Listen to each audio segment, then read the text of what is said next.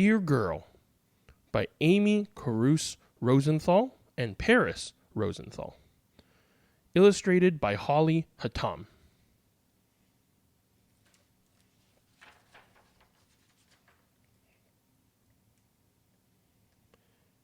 Dear girl, keep that arm raised. You have smart things to say. Dear girl, sometimes you may feel like being pink and sparkly. Sometimes you may feel pretty much the opposite. Dear girl, look at yourself in the mirror. Say thank you to something that makes you, you. Thank you, freckles. Thank you, birthmark. Thank you, red hair. Dear girl, sometimes you just need a good cry. Sometimes you'll need a friend. Sometimes you'll need to be alone. Sometimes you'll need a tissue. Sometimes you'll need a bucket.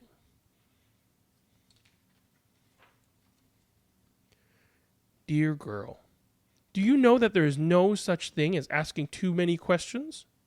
Who? What? When? Where? Why? How? Dear girl, write down your thoughts once in a while, even if it's just to enjoy the way your pen feels against the paper.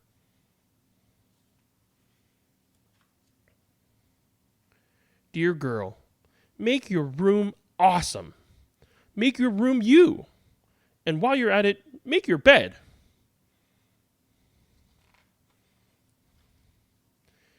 Dear girl, don't ever lose your sense of wonder.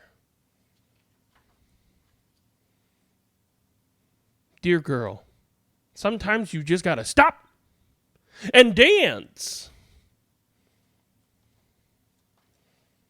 Dear girl, find people like you. Find people unlike you.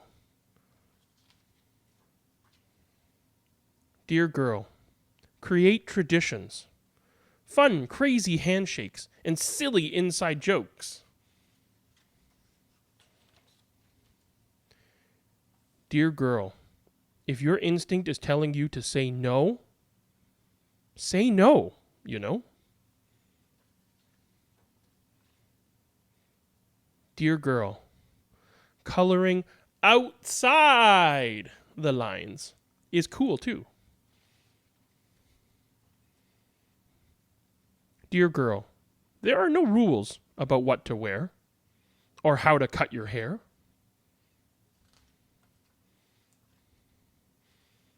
Dear girl, you know what's really boring? When people say how bored they are. Dear girl, listen to your brave side. Gosh, I don't know. I've got this.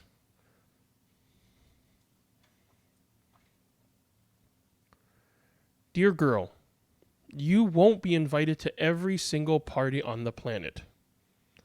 Which is really okay. Can you imagine how exhausting that would be? Dear girl, a tree trunk is the perfect place for quiet thoughts to be thunk.